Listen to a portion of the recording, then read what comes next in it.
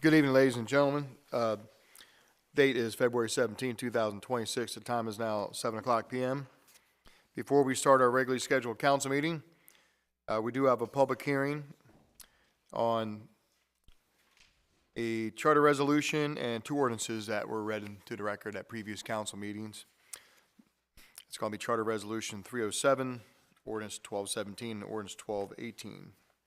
So we're going to start with public hearing on Charter Resolution 307, which is concerning amending sections 37E pertaining to the budget approval process. It's a resolution by the Mayor and City Council of Havre, Grace, Maryland, adopted pursuant to the authority of the Maryland Constitution, Article 11E, the local government article of the annotated code of Maryland, and the Havre, Grace City Charter, Section 19, amending in part Section 37E of the City Charter pertaining to the budget approval process. Anybody in the audience this evening who is here to speak on Charter Resolution number 307?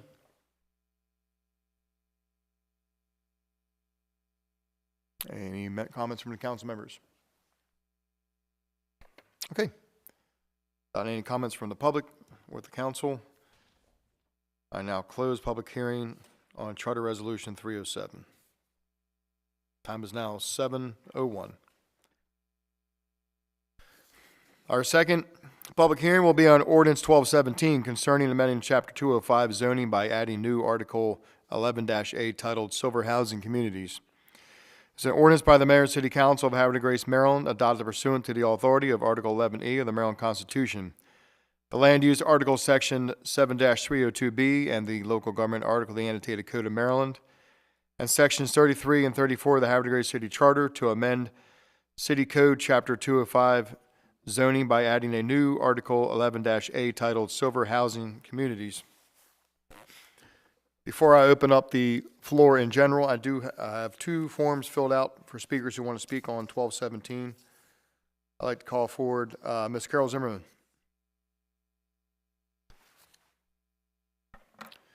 Good evening. Welcome, Ms. Zimmerman. May you please have your address for the record. Yes, it's 211B Seneca Way here in Havre de Grace. Welcome. Thank you, Mayor, council members, other people present. I'm a member of the board of directors of one of the HOAs in Havre de Grace, and from that perspective, I want to raise to your attention a shortcoming I see in the ordinance that could have a detrimental impact on owners of the communities the ordinance is intended to benefit. Paragraph C characterizes the communities as silver housing subdivisions, and in paragraph E, a homeowners association is identified as a requirement for administering a silver housing subdivision. HOAs are regulated by the Maryland Homeowners Association, and HOAs must spend time and money to elect a board of directors from among owners, hold meetings, purchase insurance, have a repository of their books and records, administer an annual budget and set HOA fees, conduct reserve studies, distribute HOA documents to potential buyers, and so on. And in this ordinance, the list would also add submitting an annual certification of age 55 plus occupancy to the city. Given the amount of effort required to comply with these regulations, HOAs typically hire property management companies to help, but board members must still donate many hours of their time. So as I see it, herein lies a problem in that a subdivision in the city's code is defined as the division of a parcel of land into two or more lots. A developer could seek to apply this ordinance to a small subdivision of a few lots and establish an HOA. The developer eventually leaves the scene, but the owners are left with the financial and legal burden of administering an HOA forever. For a small subdivision, this could be especially onerous, but for larger subdivisions, the cost and time and effort can at least be shared among a larger pool of owners. You may be assuming that our planning department and planning commission will be able to sort this out in the review process. However, I would note that even without this ordinance, a 5-unit subdivision with an HOA was recently approved on St. John Street, and nowhere in the hearing do I recall that there was a discussion of the burden of managing the HOA on the 5 homeowners who would eventually live there. I wasn't opposed to this development, but I just note that what this HOA establishes and the impact on the people who will live there. Thus, in consideration of the burden of an HOA, especially on senior communities that this ordinance applies to, I strongly encourage you to incorporate a minimum size for a silver housing subdivision. And I understand we are all eager to see the hospital property redeveloped, and this ordinance will be an important step in that process. However, the ordinance is to be applied throughout all residential zones of the city, and so to me it seems like a small delay to consider its ramifications as currently written would be prudent. And, I thank you for your consideration to this request. Thank you. Councilmember Boyer? Thank you very much. In your research, have you identified what an amount, do you have an amount that you would like to see, no less than a certain number of houses? No, I think that requires some research to see what is a financially bearable level of an HOA should be, how many units, and I would think the planning department might have access to information to help sort that out. I mean, there are a number of HOAs already in the city, especially on the other side of Route 40, and that might provide some baseline information, what those homeowners pay for the services they get, but I would think that there would be some more information available to investigate this. Thank you very much. Thank you.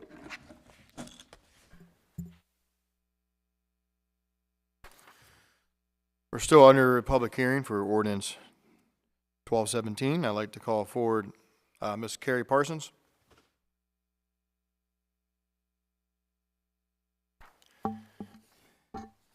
Good evening, Ms. Parsons. Welcome. May we please have your address for the record? Good evening, Mayor, Council President, Council Carrie Parson at Seago Street here in Havre Grace. Thank you, Ms. Zimmerman. You actually stole quite a few things that I was going to actually bring on up. I appreciate you articulating a lot of that, but I do want to thank the individuals who did craft the ordinance. However, I also have a couple of concerns regarding the ability to subdivide or divide down the lots, and them being considered a type S when they're all inside the R districts. And you start off, everything starts off where we're looking at a community. We have so many infill lots, one lot, or somebody suddenly decides they want to take their large lot, and they do have the ability to bring it down. Are you even going to allow an individual to come up and say, hey, I'm going to build in this one lot, and I want to use a type S, and I'm going to build a senior house, and you're going to do it, but there's no community. It's just me.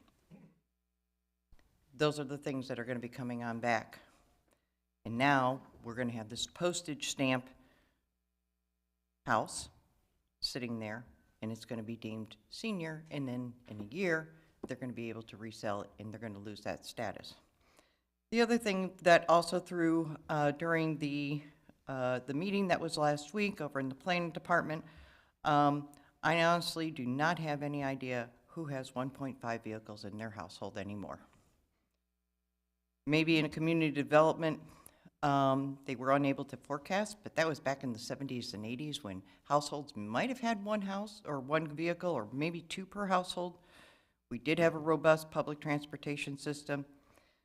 This is 2026, and pretty much, let's face it, anybody over the age of 16, they have a vehicle, if not more than one.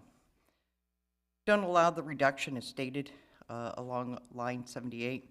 It'll only compound off-street parking problems in that area. We need to forecast that places, homes, do have more than one vehicle per person. But again, please rethink, because the entire ordinance discusses communities, but yet we discuss it going into an R section throughout the city, And even these little infill lots can become a single home, not a community, like with an HOA. So thank you very kindly. I appreciate you. Thank you very much. Those are the only two pre-filled out forms I had on ordinance 1217, public hearing. I will now open the floor at large if anybody's here this evening to speak on ordinance 1217. Any comments from council members? Okay, thank you very much. I will now close the public hearing on ordinance 1217. The time is now 7:10. That takes us to public hearing on ordinance 1218 concerning amending chapter 205 zoning by adding a new article 14 titled Development Rights and Responsibilities. An ordinance by the Mayor and City Council of Havre, Maryland, adopted pursuant to the authority of Article 11E of the Maryland Constitution, the Land Use Article Sections 7-302B, and the Local Government Article of the Annotated Code of Maryland, and Sections 33 and 34 of the Havre City Charter to amend City Code, Chapter 205, zoning by adding a new Article 14 titled Development Rights and Responsibilities Agreements. Is anyone here this evening in the audience to speak on 1218? Any comments from the council? Okay, without any further comments from public or council, I now close public hearing on ordinance 1218. The time is 7:11. And I just want the public to know also, being that this deals with zoning changes, there will be one more public hearing on ordinance 1217 and 1218, and it'll be at the next council meeting. 1217 and 1218 will also have one more public hearing at the next council meeting on March 2nd, just for an FYI.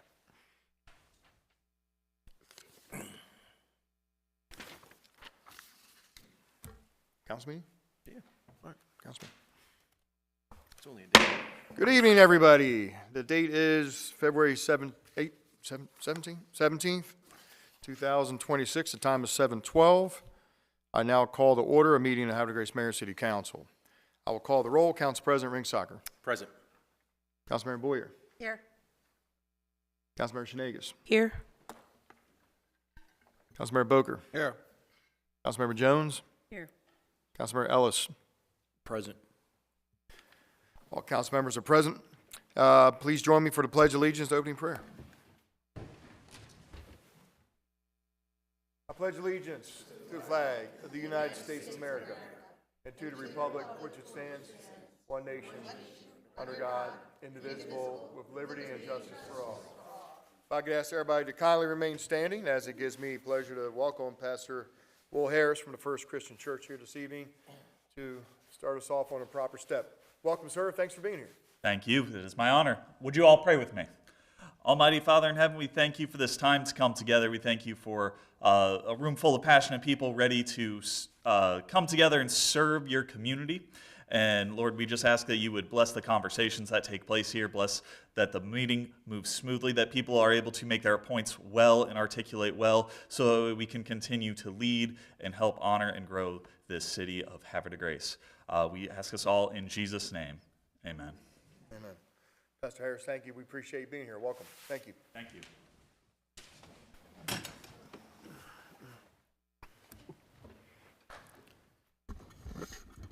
Okay.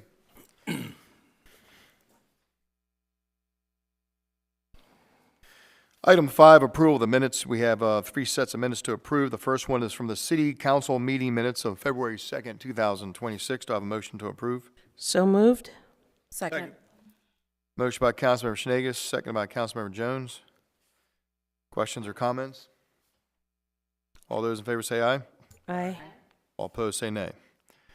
City Council meeting minutes of February 2nd, 2026 are approved 6-0 in the affirmative. Item B, City Council closed session meeting minutes of February 2nd, 2026. The vote from the closed session, Council President. Ladies and gentlemen, topics actually discussed. The city attorney presented to the council the litigant's counter-demand in response to the city council settlement counteroffer approved at the January 3rd, 2026 closed session. Action taken. Motion by Council President, second by Councilmember Boyer, to reject the litigant's counter-demand and approve and approve settlement only on the terms previously offered by council at the January 3rd, 2026 closed session. Thank you very much. Council, I have a motion to approve. So moved. I have the motion by the council president, second by Councilmember Boyer. All those in favor say aye. Aye. All opposed say nay. City Council closed session meeting minutes of February 2nd, 2026 are approved 6-0 in the affirmative. Item C, City Council and Planning Commission joint meeting from February 4th, 2026. Do I have a motion to approve? So moved? I have a motion by Councilmember Schnagus, second by Councilmember Boger.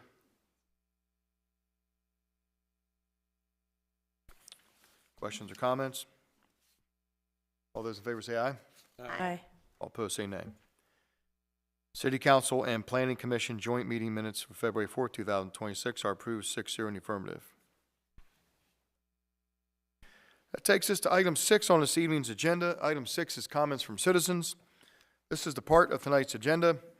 If there is an item on the agenda you wish to discuss, now's the time to do so. Also, if there is any other item of city business you wish to bring up in front of the council, now's the time to do so as well. I do have one pre-filled out form, and after the speaker concludes, then I will open up the floor. Anybody wishes to speak, and I'd like to call forward Ms. Carrie Parsons.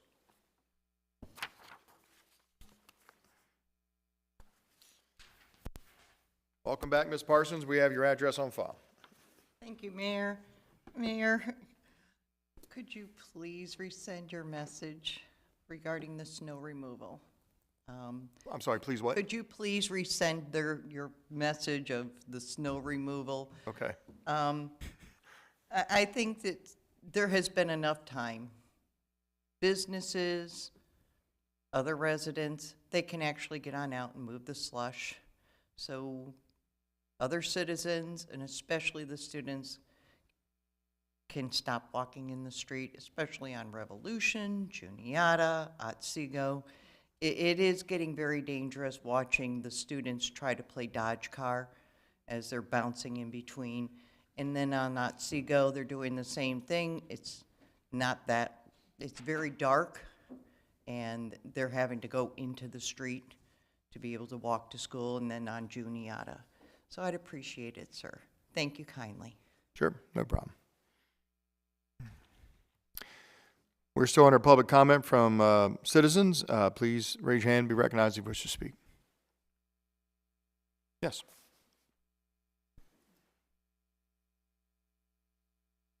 Good evening and welcome to the council meeting. May you please have your name and address for the record. Sure. Good evening. I'm Jen Regal with Amtrak, out of town, so don't live here, but appreciate your time, Mayor and council members. Actually have Pete Mazio with our design team to talk about the Susquehanna River Bridge replacement project, so I'll hand it over to him. Thank you. Welcome. Thank you. Thank you, Mayor. Thank you, Council, for having us here. We just wanted to say a few words because we know you're going to be voting on Ordinance 1216 later tonight. Just thank you for all the cooperation, Dr. Ritchie and other staff here. Just wanted to point out that there's been a lot of work that's gone into this, a lot of cooperation over the years. We're wrapping up the final design. You guys have probably seen us here quite a bit over the last 10 years or so. As the design starts to wrap up, one of the activities is to identify the real estate needs. So this ordinance is regarding a few of the temporary construction easements that we've been discussing with the city, and to move ahead with the necessary acquisition there for these properties. So that's we'll be here to answer any questions once you get to that point. Okay. Thank you. Perfect. Thank you very much. Appreciate you being here. Thank you. Okay, we're still under item 6, comments from citizens. Please raise your hand and be recognized if you wish to address the council. Any comments from council members? Okay, without any further comments from the public, we will move forward to item 7, appointments. This evening we have no appointments. Item 8, recognitions. This evening we have no recognitions. Item 9, proclamations. We have no proclamations. That takes us to presentations, and we actually have 2 presentations. And the first one is going to be the annual Water and Sewer Commission report. I'd like to call forward the Chair of the Water and Sewer Commission, Mr. Dan Wisnich. Good evening, sir. Good to see you. Good evening, Mr. Mayor. Thank you.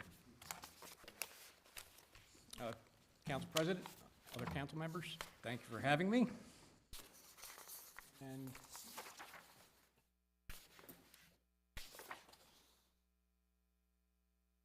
this evening, we will be presenting our annual report.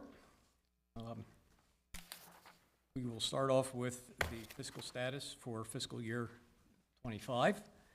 The available funds as a result of operating revenue and other revenues and bond proceeds was $9.5 million. Capital usage during that period was $7.2 million. The net change in the fund for that fiscal year was $2.9 million. The carryover from the previous year was 1.7, and we ended fiscal year '25 with a balance of $4.7 million.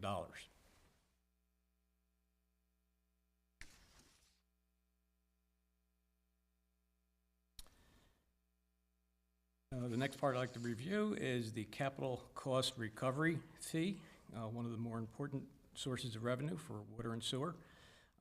Last year, there was a projection of 100 connections for both water and sewer. The actual was 177 for water, 168 for sewer. That was 77 connections over for water, 68 connections for sewer. The projected revenue for using the 100 connections for the CCRF was $2.5 million. The actual was $4.3. The variance, the overage, was $1.7 million.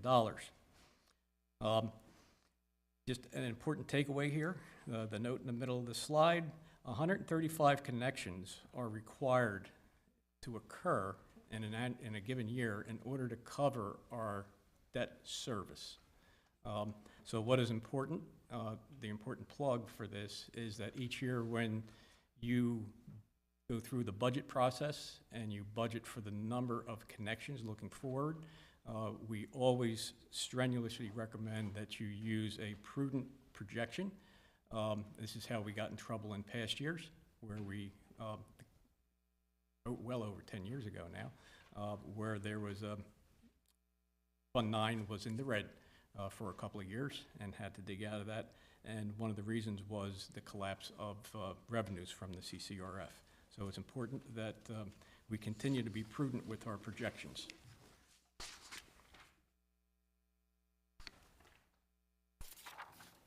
The current fiscal year, 2026, the Commission remains confident that the challenge of water and sewer is being recognized by Council and the Mayor. And the evidence of that is the continued development and prioritization of the detailed capital improvement plan that the Department of Public Works puts together. And I have to add here a personal note. I come from the corporate world where I did a lot of very large projects with several commas in the numbers. And the level of expertise and the degree of detail that I see Joe and his team put in is commensurate with what I used to see in the corporate world. So it's actually a pleasure. So I need to compliment and call Joe out for that. Also, embracing the need for long-term debt financing to continue to address the shortcomings of the infrastructure that we have out there. It's gotten better because of all the work that has been done over the past years, but we still have 100-year-old pipe in the ground. The pipe in front of my house, for example, has broke twice in the past year. Not looking for that to get fixed or prioritized, but that's just an example. I notice it because my water gets turned off when that occurs, and I know that's occurring throughout the city, and that's why we prioritize the fixes. But it's important that we continue to focus on that. Also, the increased capital cost recovery fee that you enacted this past year, that is very important to keep that going in order to cover the actual cost. Updating the water distribution and water and sewage collection model. the engineering model for that system. That's really important, and we appreciate that you keep allowing Department of Public Works to continue to update that model. From a personal perspective, in the corporate real world and engineering, models like that is really what your decision-making turns upon. So I'm quite pleased personally that you see fit to prioritize that and allow Joe to update that model periodically. Also, the city has procured a vendor called Waterworth to collect and manage the financial operating data for Fund 9. That's really important. When I first got on the commission, whatever it was, 8 years ago now, I remember asking some very fundamental key questions around financing, around the financials and the operating data. And they weren't able to answer the questions. The data, while the data was there in the general ledger, it wasn't broken out to where we could actually dig in and understand where the money flows through, what money is available, what money is being spent on, what are our fixed costs, what are our variable costs, and how do you plan from there? We couldn't. This is a monstrous step in the right direction, and Abdul gets the credit for that, and Chris Ritchie, Dr. Chris Ritchie. This system will help us understand exactly where the revenue is coming from, what it's being spent on, and then how to optimize going forward. And I'll touch on that later in the presentation. And finally, the establishment of the Capital Reserve Fund for Fund 9 that you did during the last budget process. So challenges for the upcoming fiscal year, 2027. As always, one of the most important sources of revenue for Fund 9 is the CCRF. Therefore, the economy and the housing market is very key. If for some reason the economy goes south, the housing market softens up, the revenue from that source will greatly diminish. And then that will put constraints on capital improvements, and if it gets too bad, also servicing the debt that we have. The next challenge, the overall health and short-term outlook of Fund 9 is dependent upon, obviously, all the revenues that we generate. So again, that goes back to the economy. Also, in the next two coming fiscal years, we have, and I'm sure everyone's aware of, the two $1 million balloon payments that have to occur in order for us to pay off and then ultimately retire the debt that was incurred for the sewage plant. The next challenge would be the continued implementation of the capital improvement plan. And I already spoke to the nice job that the city is doing with that. And then finally, continue the public-private partnership that you have been working on with respect to rationalizing how the improvements to the system get done, when they get done, prioritizing them so that continued development of housing in the city can go without there being a constraint to the builders.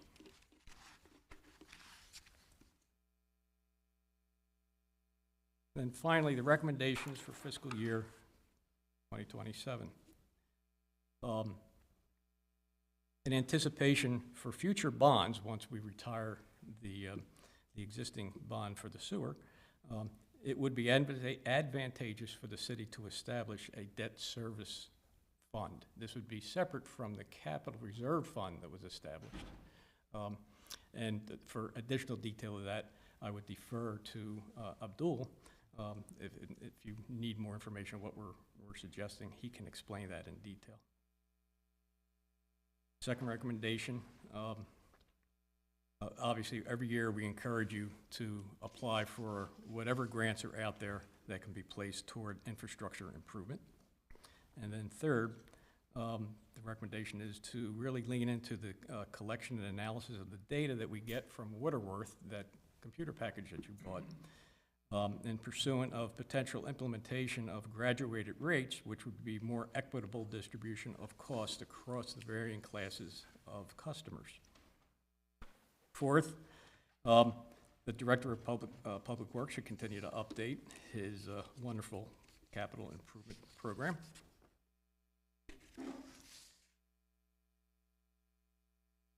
And fifth, this is a recommendation that we've made now. I think this may be the fourth or the fifth year in a row.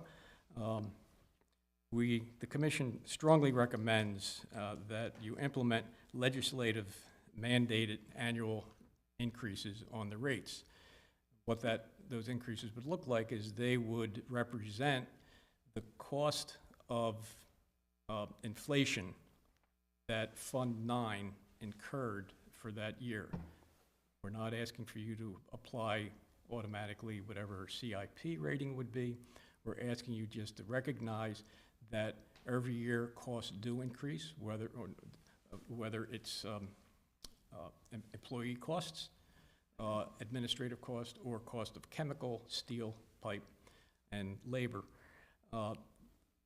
Every year, Abdul has the ability now, particularly with Waterworth, to be able to determine exactly what that cost of inflation is. And that should automatically be, through legislative mandate, be put onto the water rate.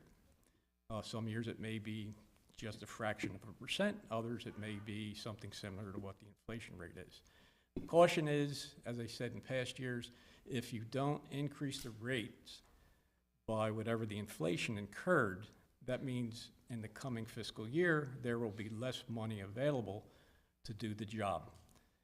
The fundamental job of pushing clean water through the pipes out to the customer, that has to occur. Collecting the consequence of pushing that water out and putting it through the treatment plant, that has to occur. So usually what gets sacrificed is the material condition of the infrastructure, which is what we're battling. So by starving operations inadvertently, we will starve the capital improvement program. And then the final recommendation is the city should commission a study to compare Havre Grace water and sewer rates to public and private systems. The purpose of this study will be to gather peer system best practices for revenue generation, cost to serve recovery strategies, and debt service methodologies. Using the data from Waterworth, the city can assess the effectiveness of the city's existing rate structures and identify potential improvements. I thank you. That's our report. Questions? Dan, thank you very much for the detailed report representing the Water and Sewer Commission. I'll open up the floor to any council members, any comments. Councilmember Booker. Thank you, Mayor Martin. I appreciate it. First of all, outstanding presentation. I know the level of detail and the amount of work that actually goes into it, so definitely appreciate that. Some of the captured points was a minimum of 135 connections to maintain. It was a CCIR. Debt service. The debt service, right? That's not anything to do with the rainy day fund. Okay, thank you. The debt service fund. That's something that the recommendation is to create a debt service fund. And has that been referred to as a rainy day, or is that a separate fund that doesn't exist today? That would be a separate fund that does not exist today. And not necessarily a rainy day fund, but there's a lot behind that. That would be a whole separate working meeting to explain what that is all about. But really, if you look at the ordinance for water sewer and how things should be structured, and if we do a study and gather more intelligence, things like the CCRF really should be going toward debt service, and it isn't right now. So what fundamentally, think of it this way, you need to create that bucket, and the monies that go there are segregated and are only there in order for debt service. Therefore, we know that we can service our debt going forward. Last year, you saw the prudent need to establish a capital reserve fund. In the event that we get tight, we can continue to maintain a good material condition of our infrastructure and improve it. So this is just another step toward that. And then my final, and thank you for that, and then my final would be the number 5 of the recommendation, it appeared to be an annual set increase, whereas you're paying a little over time, where you don't have like some kind of a Super Bowl drop at like, you know, in 4 years from now, where you're increasing the rate at an increment, you're saying just increment over time, that way there's less impact. And that's fresh water, that's water, not sewer? Both the water and the sewer rate. Okay, okay. That's all I have, Mayor, thank you. Thank you very much, Councilmember Booker. Any other questions? Councilmember Boyer? Thank you, Mayor. First, I just want to just point out for everybody who's listening at home and the audience, Dan is retired. Dan doesn't do this professionally. In fact, what Dan did professionally really wasn't water and sewer, right? It was more electric generation, Building right? power plants, yeah. Yeah. But you and everybody are on the commission. Of the paid people on the commission, it's Abdullah and Joe and Chris Ritchie and Jimmy, or Council President Ringsacker. But everybody else is just a member of our community. So the level of, Rodney. we have amazing people who live in this community, and it's because of people like you that we can get ahead of something that has been traditionally like a really big problem for the city. And first, just want to acknowledge your professionalism and your leadership in getting us going the right direction. And hopefully we listen to what you guys say and we can actually implement what you guys say. Thank you, Council. So one of the things that you were talking about that people might not know about is Waterworth. And I know I'm butchering it with my shore accent. So could you talk to people about what that is and if it's new or old, and how you suggest the city use it moving forward? Sure. So Waterworth is a computer system that was acquired, I guess, about 6-8 months ago. And what it will do is it will essentially gather all the financial data for Fund 9. So all the revenues, all the expenditures. Now, I'm not an accountant, so I'm probably going to make Abdul cringe, but essentially it's a general ledger for Fund 9. That's correct. So it's a planning software. So it combines, it's what Dan is talking about, what money that's coming in and what the money that's coming out, but also in terms of our future planning, in terms of our projects, and also the debt that we have. So all those, different types of buckets allows us to kind of forecast, what's 5 years down the road. So a lot of times it has to do with kind of modeling the cash flow of the fund. So account projects change, even by the month. So we can, update those models and kind of see how it's projected in terms of whether the cash flow is, going in the red or in the black. And whether we need to do increase whether water fees or any type of kind of mix of revenues that we have for the city. So it's more transparent. Finance department in public works shares that information. It's on the cloud. So a lot of times, we'll have scenarios that we can build in terms of, say, hey, future projects we may have. Things may pop up. I mean, it's like, okay, we need this project to be implemented in the next year or so. Or maybe, we need to hold off on it and say, hey, what's the consequence of holding this project 5 years down the road instead of doing it now? Obviously, inflation, for example, that may impact it, cost of materials, like that. So it's basically a planning software for us to, kind of manage the fund. It sounds like a great resource that we haven't had before. That's going to allow us to not only forecast what we can expect for the future, but also double down to identify what impact different projects would have and what would be the best case scenario for us to move forward with as a city, right? It's a partnership. So Waterworth is, they have, consultants that are experts in, water and sewer modeling. So they have various, clients throughout the state. And all of that data probably would be yeah. really helpful for getting to the study. You don't really want to pay experts to gather the data for you. You want to pay experts to consider the data and give you recommendations. So it sounds like a fabulous resource for us. And then you're saying, based off of that data, to identify year to year what based off of the actual costs, not the projected cost, of what the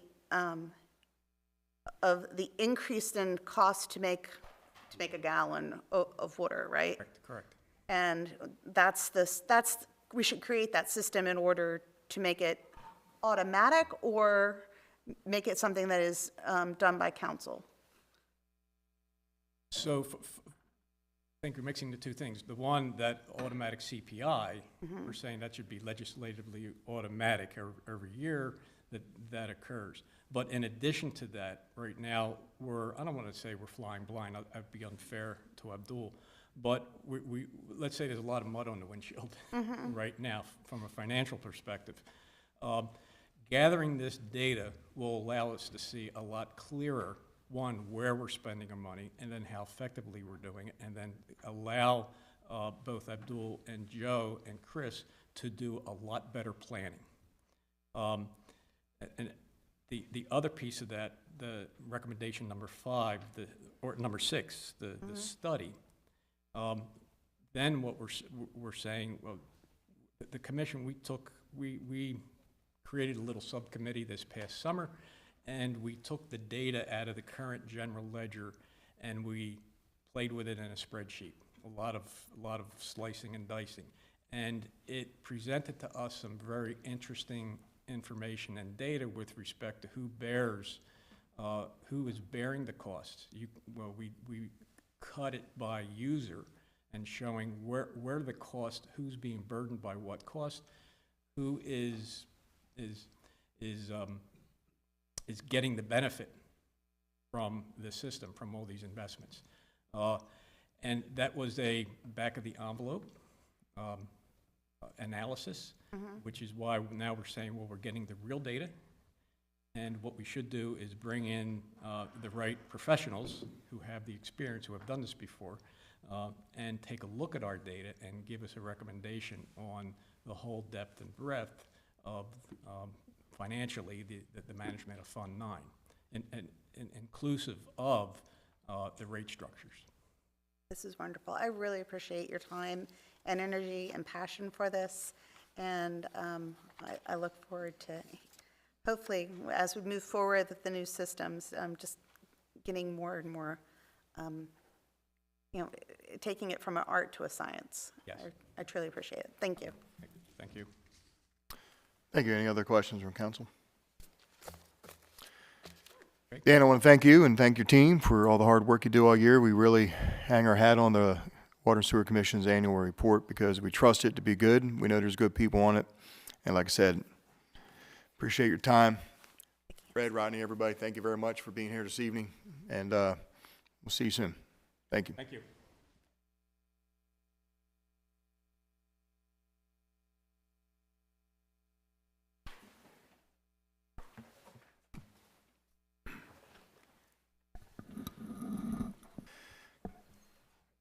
Item 11 is resolutions. This evening, we have no resolutions. I'm sorry, what?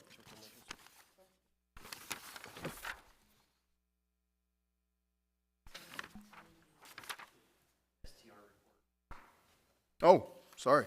Sorry about that. Thank you. I forgot all about that.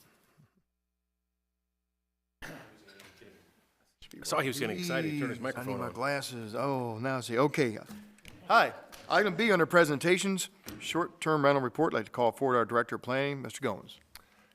Good evening, Mayor, members of council. So Chapter 147, which is our rental ordinance, requires that the Director of Planning provide an annual report to City Council regarding the impact of short-term rentals on the character of neighborhoods from a standpoint of noise, safety, traffic. And so I put together this slide here showing a map of the rentals in the city. We have approximately 24, and that number has been pretty steady over the last 2 years. As you can see, they're predominantly in downtown. Those are the red dots and the orange triangles. In terms of the actual impact, safety, noise, traffic, we don't receive many complaints regarding these. Not since I've been here the last 11 months, we haven't received a single one. So from that standpoint, I think they're blending in pretty well. I know we set a cap originally at 60 when the ordinance was adopted. We have 24 right now. It's been pretty steady over the last couple of years. I don't see a need to change that number. So I'll answer any questions you may have regarding that. Any questions? Councilmember Boyer. Do you see a need, or have you had interest in other parts of the city to expand the envelope? I think the only two we have outside the city is the one up on Chapel Road, just by the Bully Rock Park water tower, and there's one more that's showing there off of Revolution. But for the most part, they seem to be downtown within the established boundary. Okay, thank you.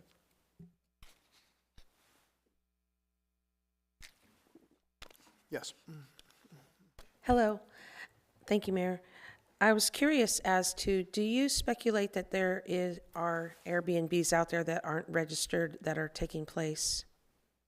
So we contract with a company that basically goes and like kind of mines the internet with all these different websites, VRBO, Airbnb, and they find all these properties for us and they send us a list of those. So I think we're pretty confident that the report they're providing us are the ones that are operating.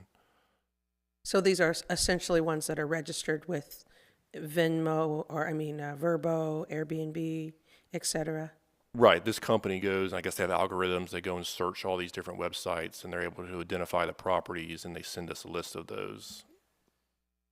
Okay, thank you very much. Any other questions? Yes, sir. Are we formulating a plan to try to increase the compliance with the ordinance? Yeah, so I believe the previous director was working with some of the operators to sort of test our MGO, or My Government Online system we use for building permits and site plans. And so I've been working with that company to tweak the process, the workflow within that system. And we recently redesigned the short-term rental website to make it a little bit clearer for applicants.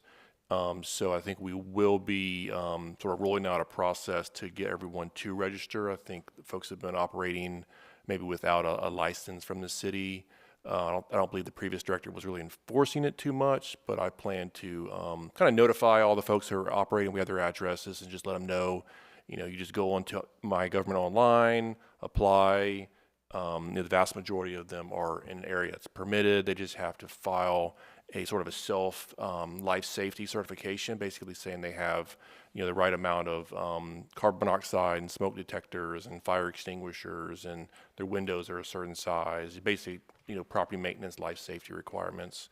And once they do that, they pay a fee. We issue a license, and they're good to go. And there is an annual renewal that's required.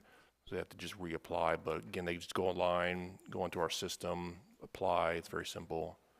So hopefully over the next few months, we'll be able to get everybody into compliance with that. Good, thanks so much. Thank you. Any other questions for Director Goins? Yes.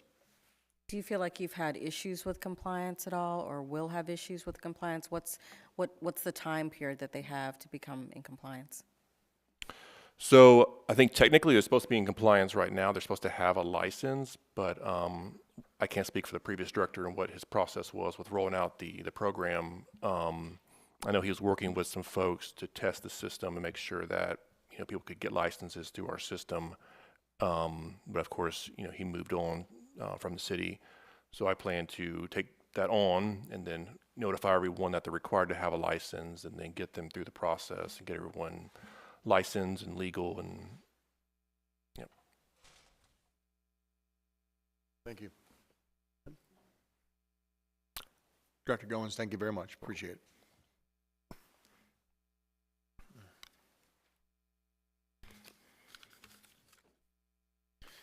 Okay, item 11, resolutions. This evening we have no resolutions. We go to item 12, ordinances. This evening we have one ordinance, and it's going to be a second reader. Councilmember Jones.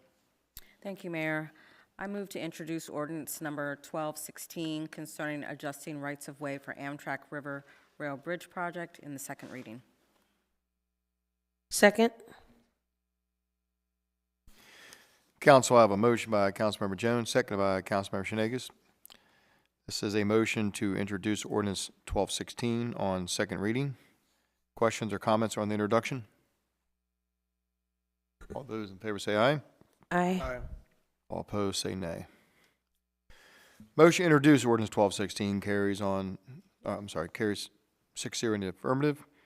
An ordinance by the Mayor and City Council of Havre de Grace, Maryland, adopted pursuant to the authority of Article 11E of the Maryland Constitution, the local government article of the annotated code of Maryland, and sections 75, 33, and 34 of the Havre de Grace City Charter, to adjust certain rights of way and boundaries and to convey such property in fee simple to Amtrak in furtherance of the Susquehanna River Rail Bridge project.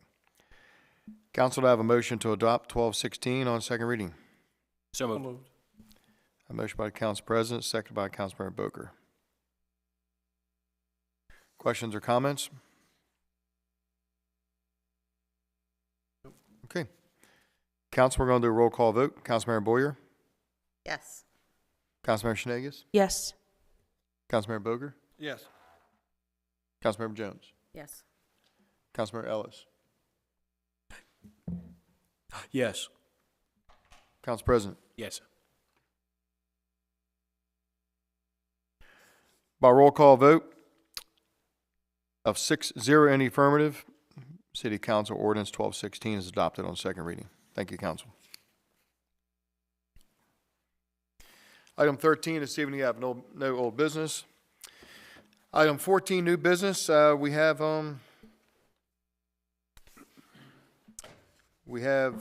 some special events. We have 4 of them here. And we're going to hand this off to Dr. Ritchie. Mr. Mayor, if we may, Sure, Council President. point of order. I'd like to move that we do the first 3 as consent calendar and then have an individual discussion on number 4. All right, okay. Second. Thank you, Mayor, Council. For your consideration this evening, we have 3 events on the consent calendar. First event is the Havre de Grace Recreation Committee Egg Hunt on April 4th from noon to 1 at Concord Point Park.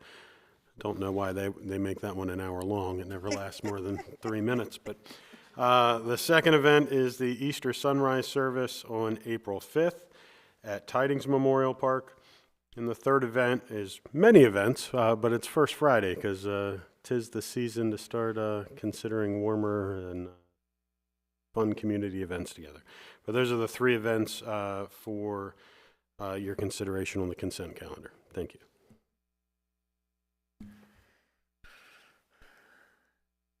Council, I have a motion to adopt items A1, A2, and A3. So moved. Second.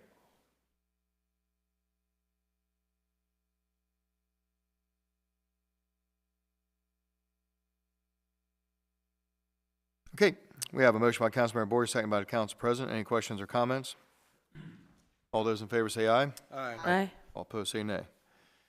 Motion to adopt the egg hunt, the Easter Sunrise Service, and the First Fridays for the City of Havre de Grace is approved 6-0 in the affirmative. Item number 4.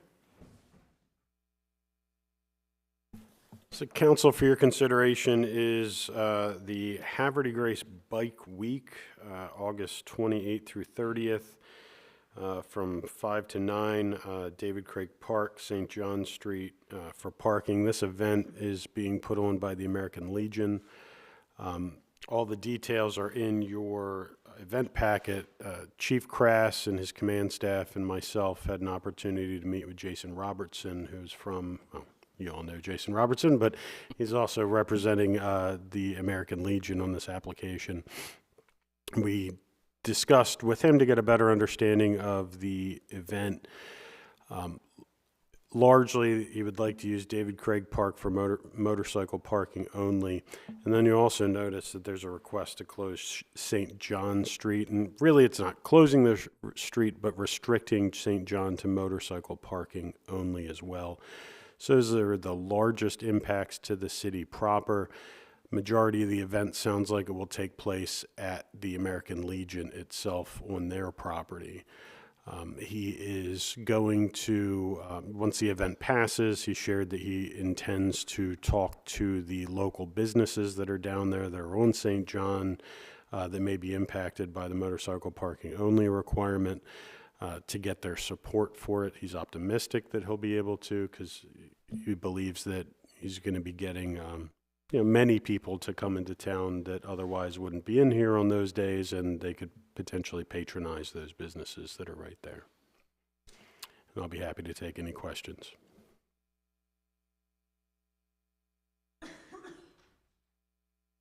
Councilmember Jones. I guess I'm curious as to what the community thinks. Have you heard any feedback on that? I have not heard anything from the community. Besides this event application being in this agenda, there was no other outreach to the community about this event.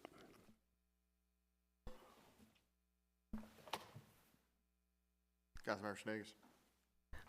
I just want to say on behalf of the American Legion, I know that they have a biking club that reaches out to other legions. So I know it's going to be a safe event. It's not going to be like a big biker rally where we bring unsafe people into our community. So I do think that it's being organized in that fashion to reach out to other biking clubs, Sons of the American Legion that are riders, etc. Our former council member, Dave Martin, is on that. So I just want everyone to keep that in mind, that it would be organized in a safe manner. Thank you. Thank you very much, Councilmember Schneegers. Councilmember Boyer. I just also, I think it feels like it's backwards, that it'd be better to hear that there's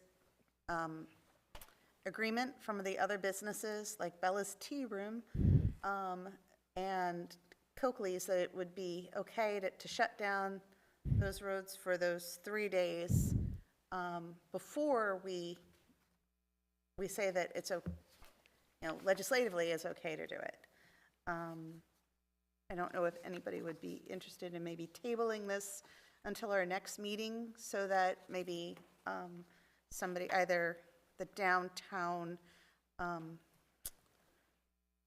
don't know, what is her title? Our Main Street coordinator can kind of coordinate with the businesses to get their feedback on it, before we vote on this. That's my point of view right now. I'm not against it. I'm cautionary, very cautionary. Was that a motion, or? Well, let Tammy say something. Before we consider tabling it, let's look at how many businesses would be impacted. Dr. Ritchie, how far up St. John's does it go? So my understanding is it would go from the American Legion to the intersection where McGregor's is. Okay, so that's going to include Coakley's, McGregor's, Bella's, the water plant, and the little antique shop on the corner by the Legion, or Unique Boutique, I think it's called. So essentially that's about 5-6 businesses that it would impact, and actually one's a city entity, so 5 businesses.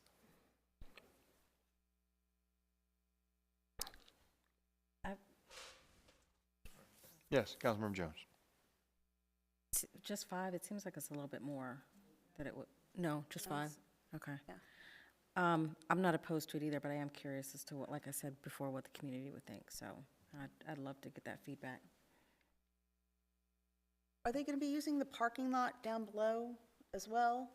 They're not going to be reserving that parking spot. We did have a conversation with them, with Jason, about potentially the impact to Tidewater Grill that's down there, and their patrons drive down that area. So they're not asking, my understanding is they're not asking for that parking lot that's behind the water treatment plant down there.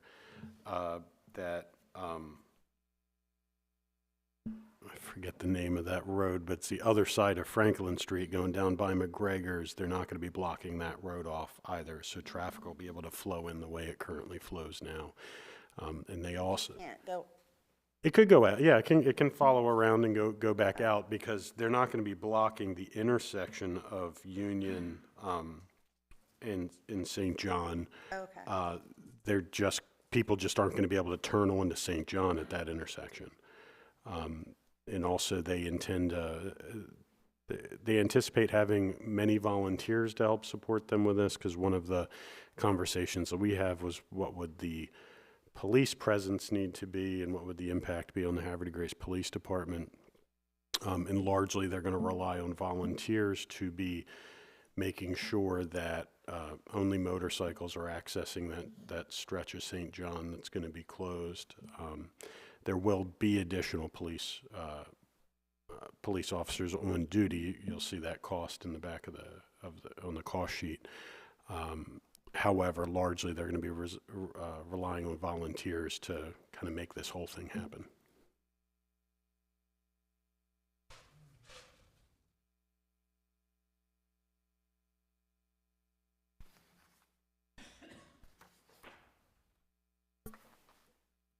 Council President?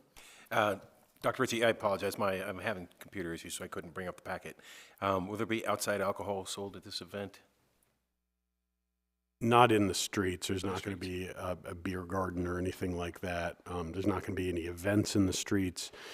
Traditionally, in these kind of bike week type situations, when you have a road closed for motorcycle parking only, not only are the motorcycles parked on both sides of the streets, but it's very common to see motorcycles parked in the middle of the roadway.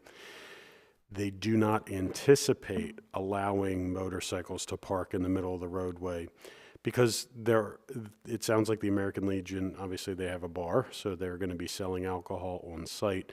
There are other bars and restaurants close by, so they don't want to run into a situation where if we have a person that rode a motorcycle and they had too much to drink and they're doing the right thing and getting a ride home, but now their motorcycle is left in the middle of St. John. So they're likely not going to allow that center line parking for that purpose. Just, you don't want to tow someone's motorcycle when they're doing the right thing and not riding it home.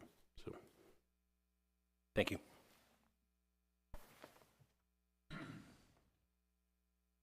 Okay, well, what's council want to do?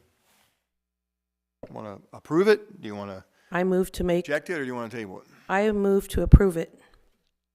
Okay, I have a motion for adoption by Councilmember Shanegas. Do I have a second? Second.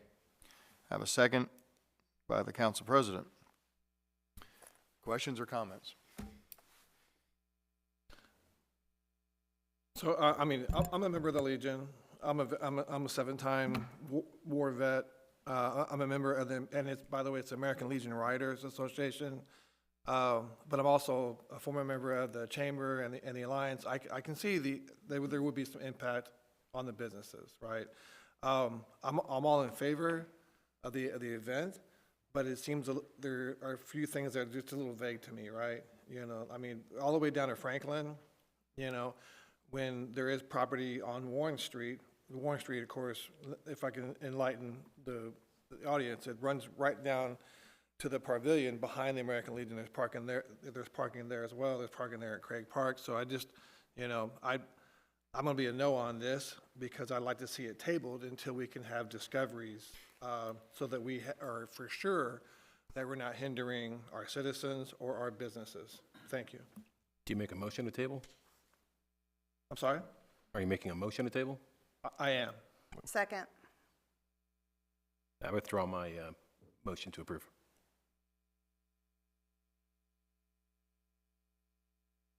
Hold on one second.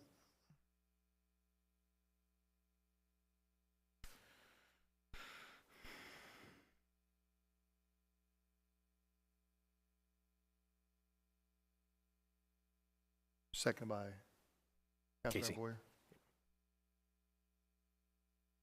Okay, I have a motion to table on the floor. Keep in mind, there's no discussion about the table motion.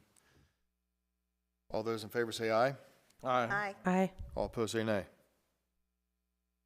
Motion to table the Havre de Grace Bike Week for August 28th to August 30th carries 6-0 in the affirmative. Okay, thank you, council. Thank you. We're going to go to director reports, and we're going to go back to Dr. Ritchie, Director of Administration. Thank you, Mayor. council, colleagues, my fellow citizens who are still here with us. So this Saturday, in case you have had your head buried in the snow outside, is Havre de Grace Ice Festival. And it's probably the second busiest day in the city of Havre de Grace next to the Independence Day celebration. So I do want to give a little bit of a rundown of what you can expect this year. So it is going to take place in our beautiful downtown and also at the Star Center. The theme this year is There's No Place Like Home. There will be over 50 ice sculptures, live ice carving demonstrations, a chili cook-off, an outdoor hot toddy garden, live performances, character meet and greets, cornhole, and the boards are going to be made of ice, fire pits, s'more stations, in-store specials, an ice carving graffiti wall where you have the opportunity to carve your own name in ice into the wall, an ice ping pong table where the table is made of ice. The Star Center is going to host activities for children.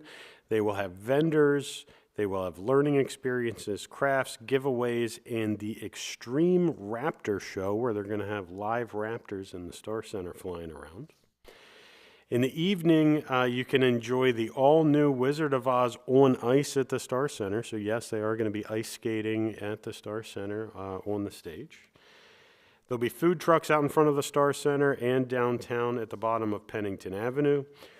As long as the weather holds out, or I should say the temperature holds out, we're going to have the trolleys in operation between downtown and the Star Center to provide just free shuttle service moving people back and forth. The event is free to the public. However, there are tickets that are sold for the chili tasting, the s'more station, Extreme Raptors, and Wizard of Oz on ice, and you can get those tickets at starcentermd.com. And then also on the 21st, a Wickedly Frozen Ice Festival. It's a theatrical performance that is going to be going on at the Opera House. They have two shows, one at 2 p.m. and one at 4 p.m.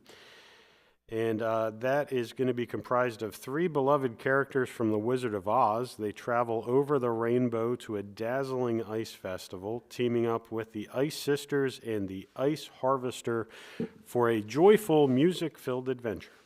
And tickets to that can be purchased at hdgoperahouse.org. On Friday the 27th and Saturday the 28th, Eagle Mania is performing both nights at the Star Center. Tickets are still available. However, the show on the 28th is close to being sold out. And please remember that going through the Star Center website, starcentermd.com, is the only way to ensure that you're receiving authentic Star Center event tickets. We do not sell tickets on other reseller sites.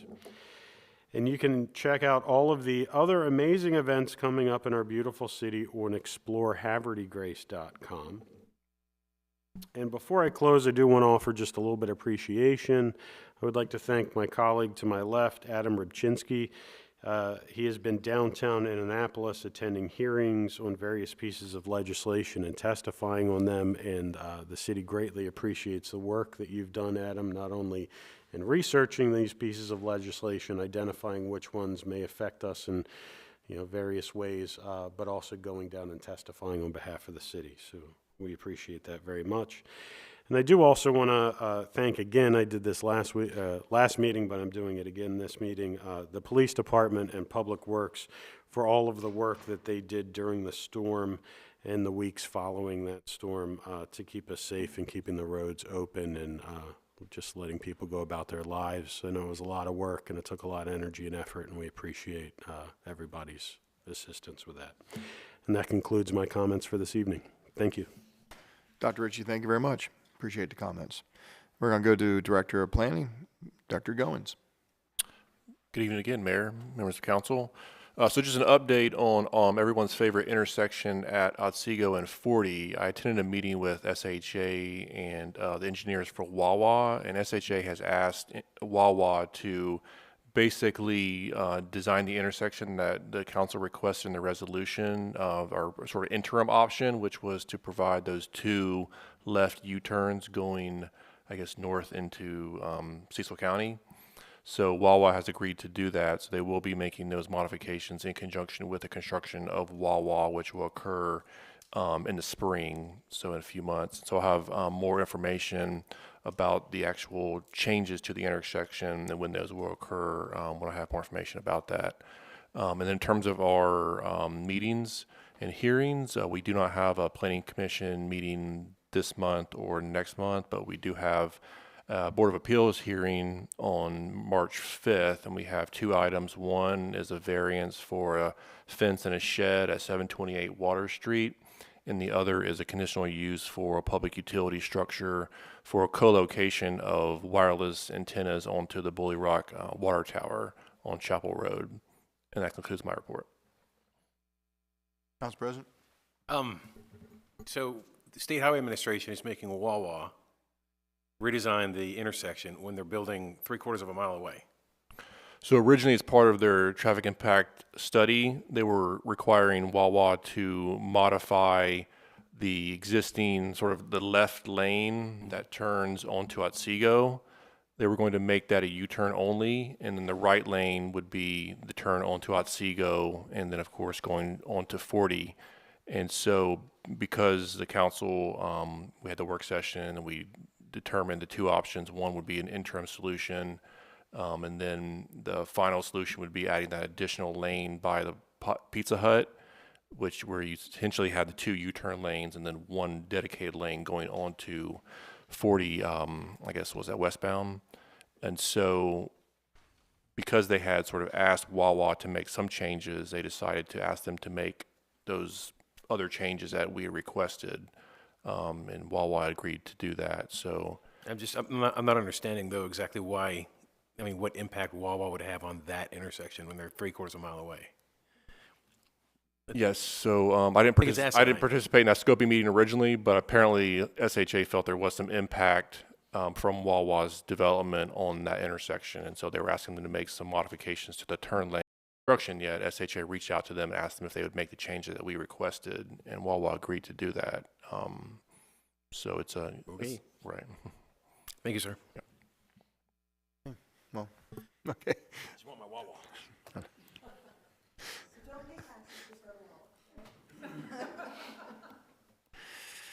It shouldn't impact their construction timeline. It should not impact their construction timelines, what they stated in the meeting, Wawa's engineers. Where are we on the sheets? The sheets, they're moving forward. So I think they're still working with SHA to get the access permit, but they're close. They're very close, yeah. Thank you. Thank you, Director Goins. Appreciate it. Good evening, Director Johnson, Director of Economic Development and Tourism. Good evening, Mayor, Council, citizens in the audience and at home. I hope everyone had a good time tonight in the Mardi Gras Parade. We had 23 entries, a total of 315 participants. So it was a great evening, and we look forward to doing this again next year. We had started planning this probably in October or November.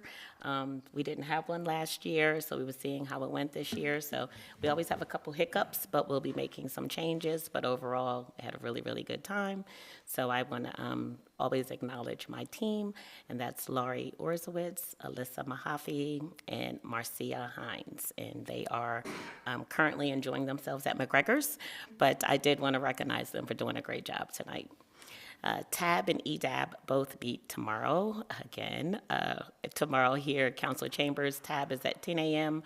4 p.m. is EDAB. The Main Street Subcommittee will meet ahead of EDAB at 3:30. So I'll have a conversation about the discussion with the American Legion. Let's see. Pretty much that's it for this evening. Just to piggyback on the Ice Festival real quick, the tickets for the chili cook-off are sold online for Eventbrite, but we also sell the tickets at the Visitor Center. So they're on sale the day of the Ice Festival and like an hour before the Ice Festival starts. They sold out last year. I expect them to sell out again this year. That concludes my report tonight, Mayor. Thank you very much, Ms. Johnson. Appreciate the update. Absolutely. And great job on the Mardi Gras parade tonight. I'd like to now turn to our Director of Finance, Mr. Abdi. Thank you, Mayor. council members and also citizens of Havre de Grace. I'll be going over the financial condition of our three funds today, this evening. Starting off with the general fund. The fund balance for the general fund currently stands at $7,085,800, which is a decrease since my last report, $463,900. Beginning balance has not changed. It currently stands at $2,782,200. Revenues to date, $18,715,400, which is up $305,400 since my last reporting. In terms of expenditures to date, $14,411,800, which is up $769,300 since my last reporting. On to the water and sewer fund. The fund balance currently stands at $5,916,800, which is up $442,300 since the last reporting. Beginning balance has not changed. Currently stands at $4,703,500. Revenues to date, $9,009,100, which is up $901,800. In terms of expenses to date, $7,795,800, which is up since my last reporting, $459,500. Finally, the marina fund, the fund balance, this is my last reporting, is down $24,600. Current fund balance stands at $1,250,600. Beginning balance has not changed. Currently stands at $946,700. In terms of revenues, it is up $1,800 since my last reporting, with revenues to date standing at $683,700. In terms of expenses, since the last reporting, it is up $26,400, with expenses to date currently standing at $379,800. So that concludes the financial conditions for the three funds. Back to you, Mayor. Thank you so much. Director Abdy, thank you very much for the update. Thank We you. appreciate it. And we're going to go to Mr. Conway, our Director of Public Works. Good evening, sir. Mr. Mayor, Council, colleagues, and guests, this morning we had our pre-demolition meeting for the structure at 321 St. John Street. There's one more document they have to submit. We just found it out today. So hopefully in the next couple of weeks we'll see some movement on that. Once we get the firm dates, Adam and I will get the information out, whether CTY, social media, city website, what have you. I too would also like to commend the Water and Sewer Commission. I've been part of this commission now for about a year. This is, I think, my third time since my tenure with Havre de Grace, and it's an excellent group, diverse backgrounds, and specifically Dan and Fred, they understand the lingo, whether you're building a building, putting infrastructure in, or doing a power plant. The lingo is all the same, and it's a really good group who's engaged, and they love what they're doing, and it's energizing for me too. So that concludes my report, Mr. Mayor. Thank you very much, Director Conway. Appreciate the update. Now we're going to go to Chief of Police, Chief Kress. I'm sorry, you have a question? Could you again say, at 321, what's going to happen? Oh, 121, okay. Oh, I said 320, yeah, 121 St. John, yes, the old That the was old word right. house, yeah, the old warehouse there Okay. on the corner. Tracking, yes. okay. Yeah, right. I know what you meant. It's all good. Tear it down. Thank you. Chief, good evening. Good evening, Mayor, Council, citizens. Keeping with many others, I would like to discuss the Ice Festival. And I'm going to come at it in a little bit different way, that just for everyone to use some caution. So it is going to be a beautiful day. The weather looks fantastic, 49 degrees. And so when you combine the footprint of First Friday and the fact that we've dealt with winter that we've had this year, and it's going to be a 49-degree day, there are going to be people. This is an extremely well-attended event, and it has been in the past few years.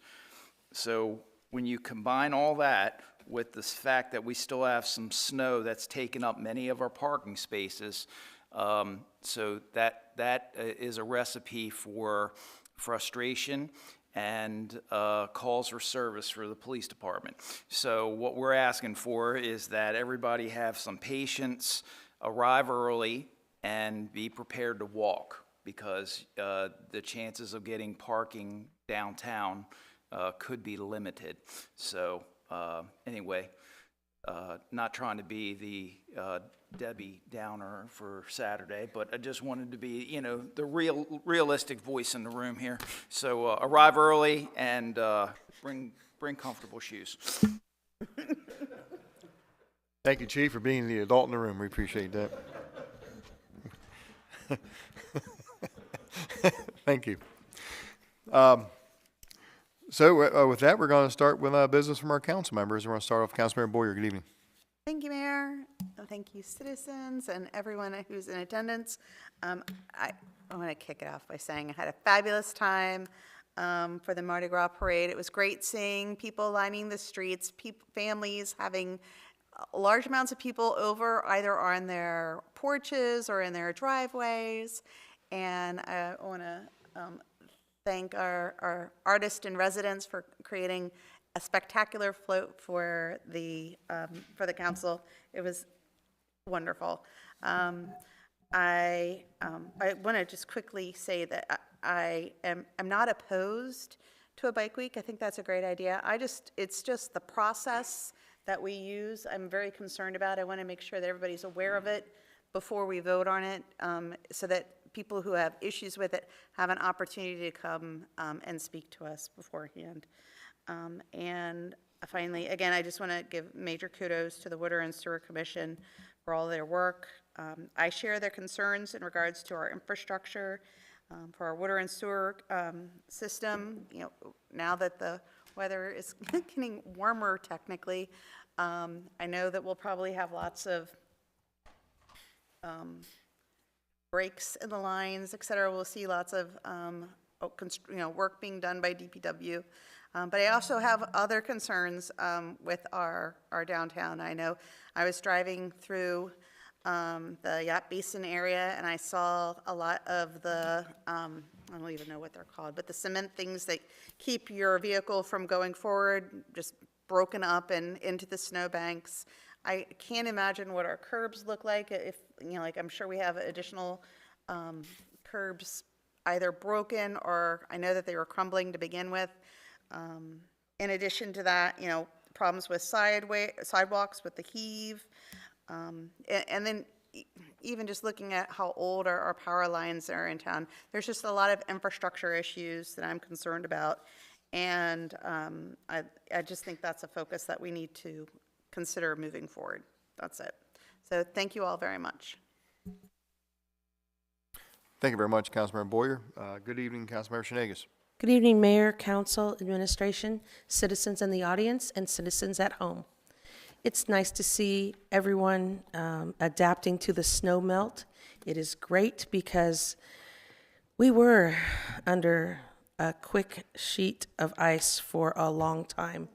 And our communities worked well together. Overall, I saw people helping each other and our DPW working together and, the police department, fire department, everybody just trying to make do and help others.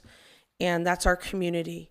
And as we go forward into the holiday season with Valentine's Day, it was beautiful to see our middle school and high school artists work together with our community, and our resident artists helped placing their art around town and working together with the community businesses and placing all beautiful sentiments of love for their loved ones around the town. It was beautiful to see us come together, and I love that the event has grown. Last year was the first event, and this year it got even that much more attention, and I think it's wonderful that even some of the businesses that are not like right on downtown, like Olivia's Fitness, a little ways down Juniata Street, they even got involved. So it's nice to see people wanting to connect. And as we go further with this weekend coming in, definitely melting weather. However, I think it's going to be sustainable enough for us to keep those ice sculptures up and to bring back the community. So I look forward to seeing everybody down at the Ice Festival, and I hope that you all have a good time getting out with the change of the season. Thank you. Back to you, Mayor. Thank you very much, Councilmember Shenegis. Good evening, Councilmember Boger. Good evening, Mayor, Council, Directors, Council President, audience. I don't have a whole lot. I do want to thank the Water and Sewer Commission. You know, the events and everything is nice, but I tell you what, if you can't flush the toilet or turn on the spigot and get some fresh water, you got a problem, right? So my hat's off to the Water and Sewer Commission. Council President Ringsacker, I know that you are the liaison for that, so kudos to you. And Dan and the entire team, appreciate that. I also want to echo what Dan said in regard to Director Joe Conaway. I think those comments were laudatory and they were well-deserved, so I want to pass on my appreciation to that as well. The event tonight, the Mardi Gras Parade, pass on kudos to the Director of Economic Development and Tourism, Ms. Bridget Johnson, and basically her right arm, Miss Laura Orwitz out there. I've never been on a float before where I literally had a bag that said, these beads are for this street and these beads are for this street. You know, I mean, that was like elected official for dummies, okay? I mean, you couldn't screw that up. Not even I could mess that up. So kudos to the team for that one there. And let's see here. I think I'll keep my remarks short tonight and sweet. I will always thank the Susquehanna Hose Company, the police department, the first responders for keeping us safe at night. So appreciate that. That's all I have, Mayor. Thank you. Thank you very much, Councilmember Boger. Good evening, Councilmember Ellis. Good evening, Mayor, Council, Directors, citizens here and at home. I as well will keep my comments brief. I did want to mention that the Youth Commission is hosting another bullying series. It'll be next Wednesday at the Star Center at 6:30. This is I believe it's a 3-part series. The first part was canceled because school was canceled early that day. So this will be the first and the second session combined. You can get your tickets there at havregraceyouth.org. And I did want to thank tourism and everybody for the event tonight as well. That went smooth, and it's great to see everybody out on the streets again, and the kids, and I like seeing that. And I like that we all showed up as well, and then raced over here, and I like being able to handle business but still have fun as well. So I appreciate everybody doing that. So thank you. Thank you very much, Councilmember Ellis. Good evening, Councilmember Jones. Thank you, Mayor. Me too, Matt. I like to have business and have fun. And I want to just thank Bridget Johnson and her team today for being out there. I saw y'all running around and on your phones, in your cars. I was sitting right next to Lori in the car, and she just sped off, backed up, drove away. I didn't even get the chance to say hi, but just want to thank your team for always doing a great job. And that's all I have tonight, Mayor. Thank you. Thank you, Councilmember Jones. Good evening, Council President Ringsager. Mr. Mayor, Council, citizens, Johnny, I fully agree with the bags, although I was a little disappointed because I got really excited when I saw a gift bag with my name on it labeled bourbon. And, but it's okay. No, great job, Jimmy. Good job on the trailer. Chief, your officers out there were wonderful. Joe, the drivers from the city, great guys, wonderful. And I don't have much tonight. I do want to note I have one of my scouts in the audience, Ian Kiriakou, who's probably working on his citizenship in the community merit badge. That one, all right. Ian, I've known Ian for quite a while. He's a great kid, great scout, and he'll make Eagle one day. So we'll be having his name said here again. Thank you, Mr. Mayor. Thank you very much, Council President. We're going to go to business from the mayor. I too just want to thank the staff of your department, Ms. Johnson and Mr. Orzowitz and everybody for all their hard work today. And I know Jimmy Burrell really put a lot of work in getting the float going, and like I said, it's a team effort. A lot of people had a hand in it just to make that nice Mardi Gras parade go off without a hitch. So it was really nice to see everybody come out on a Tuesday night in February and give everybody a reason to celebrate. So we're very excited about the Ice Festival coming up. Please be safe, but please also enjoy everything the city has to offer this weekend. There's a lot of things going on, so please tune into the Explore Havre de Grace website and Facebook page if you want an itinerary of what's going on.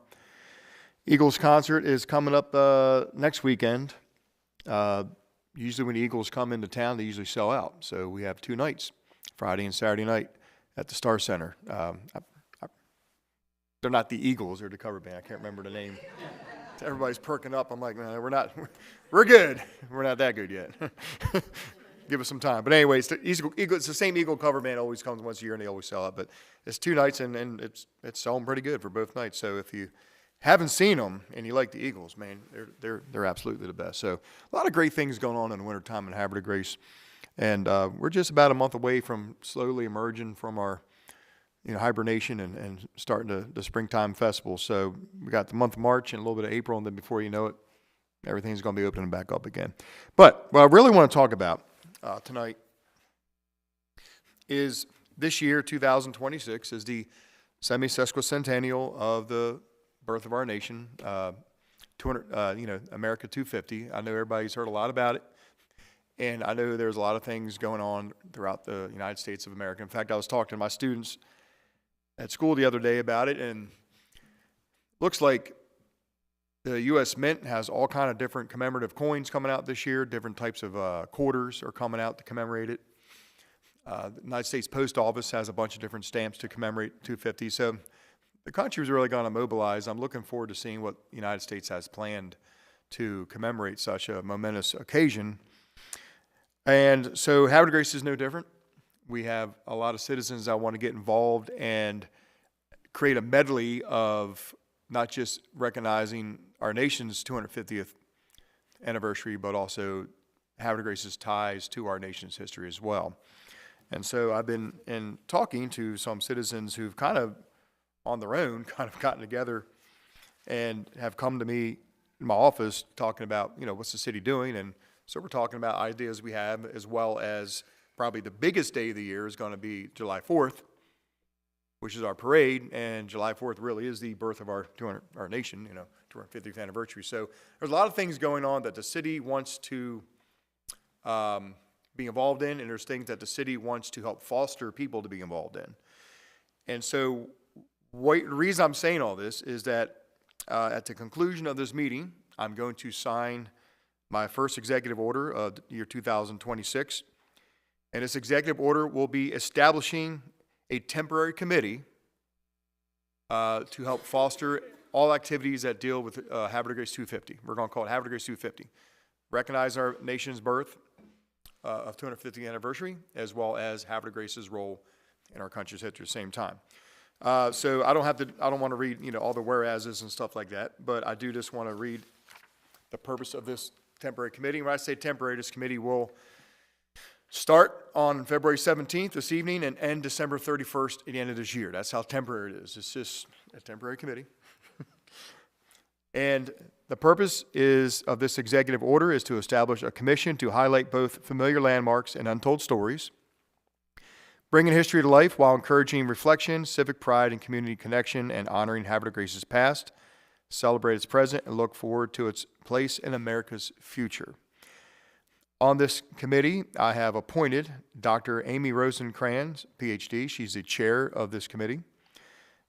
Some familiar names here: Jean Johnson, Diane Clare, Laura Kozak, Taryn Martin, William McIntyre, Lori Orzowitz, Megan Plummer, Galen Price, William Price, Adam Rachinsky, Nikki Snyder, and George Wagner.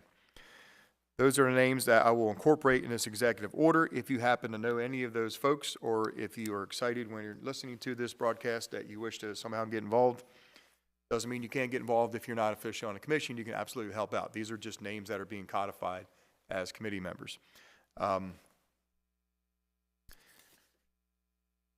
of the reasons why I feel it's necessary, it helps to make this committee recognized by the city, is since it's an executive order created as a temporary committee by the mayor, this will enable this committee to help them do things. The city can assist them with, I know they want to bring back the mosaic and all these other things that they've done in the past, and being a temporary committee to the city, if we have, open evenings or venues at the Opera House or Star Center, they can use it because now they're officially a committee of the city.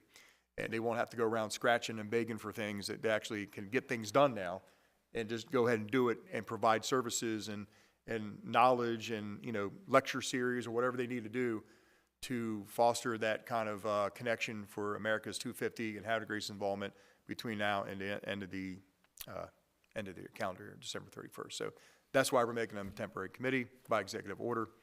And they even have their own logo. It's on this paper, you can't see, but I'm sure now that they're established, you'll see the logo all over the place, and it'll be really nice. So I just want to let everybody know, at the conclusion of this meeting, I'll be signing an executive order. We will now have a official committee celebrating our 250th anniversary, City of Havre de Grace. And with that said, thank you very much, council, for a good meeting, and we are going to move for an adjournment. To have a motion to adjourn. So moved. Second. A motion by Councilmember Boker, second by the Council President. All those in favor say aye. Aye. All opposed say nay. Motion to adjourn carries 6-0 in the affirmative. The time is now 8:36. Thank you very much, everybody.